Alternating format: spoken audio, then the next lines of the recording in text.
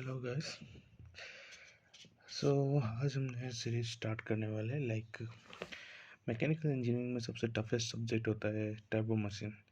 और मैं अभी इस सीरीज में टर्बो मशीन के कुछ important derivation exam point of view से करवाने वाला हूँ। आज मैं करवाने वाला हूँ Euler's equation of turbo machine. ये बड़ा ही सिंपल डेरिवेशन है, बस आपको ये फिगर समझ में आ जाना है, बाकी आप अपने आप कर लोगे। डेरिवेशन बहुत ही ईजी है, चार स्टेप्स का इजी डेरिवेशन से। इस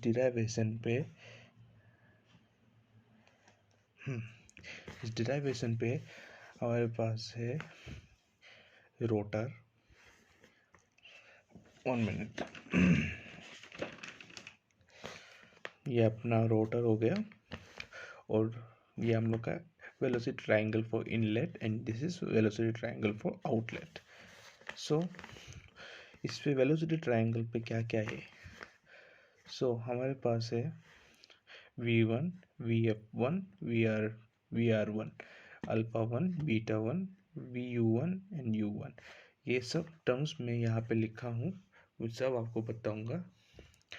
और वेलोसिटी ट्रायंगल पे हमारा क्या हो जाएगा, alpha 2, beta 2, V2, VF2, VR2। ये है हम लोग का इनलेट, और ये है हम लोग का exit, entry and exit actually. और ये है हमारा रोटर का dia, R1 for inlet entry, R2 for exit. इस पे हम कुछ एजम्पशन करते हैं, जैसे कि इस पे हम लोग एजम्पशन कर रहे हैं कि मास फ्लो रेट यहाँ पे कांस्टेंट है, और rate of energy transfer as heat and work at rotor is constant. यहाँ पे एनर्जी ट्रांसफर हीट के रूप पे एंड वर्क यहाँ पे एट रोटर इज कांस्टेंट। और हम इस डेरिवेशन के लिए losses due to leakage is negligible, हम लोग इस पे लॉसेस ड्यू टू लीकेज हम उन्हें मानिए मीन्स नेगलेक्ट कर रहे हैं। अभी टर्म्स हम लोग जो टर्म्स हम लोग यूज़ कर रहे हैं उनके बारे में बताता हूँ। V1 एंड V2 क्या होता है, ये होता है absolute velocity of fluid eight entry and exit. यहाँ पे ये है हमारा एब्सोल्यूट वेलोसिटी एट एंट्री, और ये एब्सोल्यूट वेलोसिटी एट एग्जिट। और VU2 and VU1 and VU2 are tangential velocity component of fluid at entry and exit. ये है हमारा VU1। ये VU1 and VU2 are tangential velocity component of fluid at entry and exit। और next term अपना आता है VF1 and VF2।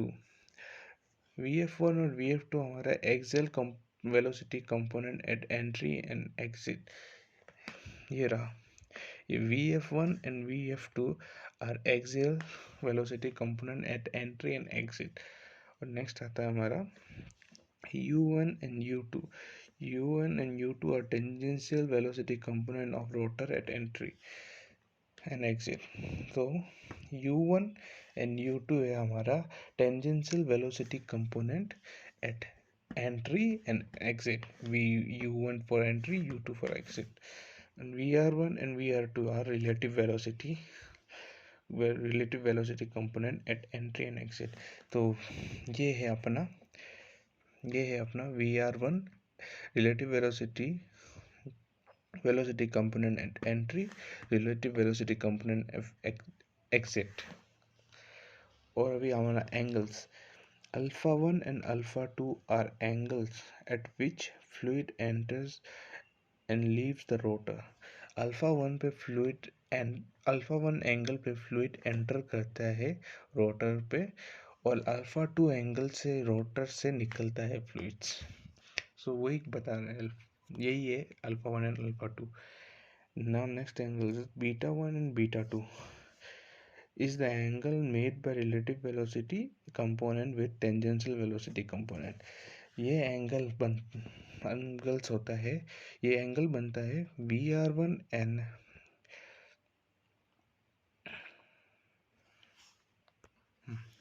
ये angles बनता है रिलेटिव वेलोसिटी और टेंजेंशियल वेलोसिटी कंपोनेंट के बीच पे जो एंगल ये दोनों मिलके बनाता है उसे हम लोग बीटा कहते हैं। बीटा एट एंट्री को बीटा 1 कहते हैं, बीटा एट एंट्री एग्जिट को हम लोग बीटा 2 कहते हैं। सो अगर आप ये समझ गए और ये हमारा ओमेगा हो गया, अगर आप इसको समझ गए तो ये बहुत ही आसान है, ये डिराइवेशन बहुत आसान है। ये डायग्राम को आप अच्छे से देख लीजिए।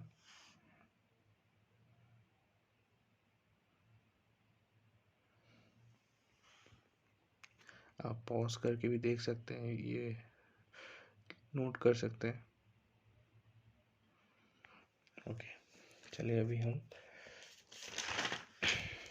डिराइवेशन पर चलते हैं।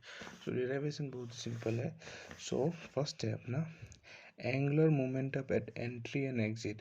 तो एंट्री एंड एग्जिट के मोमेंटम क्या होता है, mass into tangential velocity component into radius. तो हम लोग एंट्री का कर रहे हैं तो हमारा मास तो m आ गया, tangential velocity component at entry is vu1 और रेडियस अपना आ गया r1 फॉर एंट्री।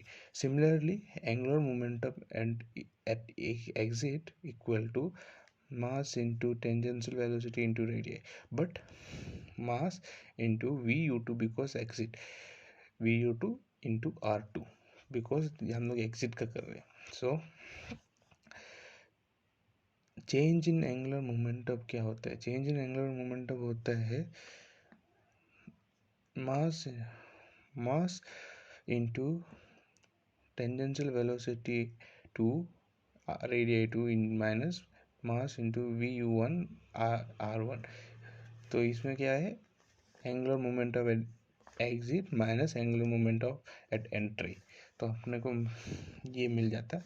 उसके बाद हम इन दोनों में से m को कॉमन लेंगे तो हमें क्या मिल जाएगा, m into we you two are two minus we you one are one. ये हमारा चेंज इन एंगुलर मोमेंटम हो गया। तो हमें ये पता है कि rate of change of angular momentum equal to torque exerted by the rotor। तो rate of change of angular momentum equal to torque exerted by the rotor mass into vu2 r2 minus vu1 r1 equal to t। now power transmitted by the turbo machine is, हमें पता है कि power transmitted by turbo machine क्या होता है, P equal to omega T. तो P equal to omega और T की वैल्यू हमें पता है क्या है, mass into we you two are two minus we you one are one और P इक्वल टू m। अभी इस ओमेगा को इसमें इंटू कर देंगे तो क्या होगा, m into we you two are two omega minus we you one are one omega. तो हमें ये पता है कि r omega equal to u, तो r two omega equal to u two and r one omega equal to u one. तो P equal to m हमारा equation बन जाएगा, P equal to mass into u two because r two omega equal to u two and minus you one because r one omega equal to u one. So ये equation हमारा आ जाता है pump के लिए। और P equal to m into U one minus U two, ये equation हमारा आ जाएगा टर्बाइन के लिए। अगर V two minus you one है तो वो पंप के लिए है। अगर U one minus U two है तो वो अपना टर्बाइन के लिए। सो ये बहुत ईजी वाला है, बट हाँ ये इम्पोर्टेंट भी है। नेक्स्ट इसका अल्टरनेट फॉर्म मैं करवाऊँगा एंड उसके बाद degree of freedom and utilisation factor का बीच का रिलेशन वाला है डिराइवेशन एक है, वो भी बहुत इंपॉर्टेंट है, मैं वो करवाऊँगा। Okay, thank you.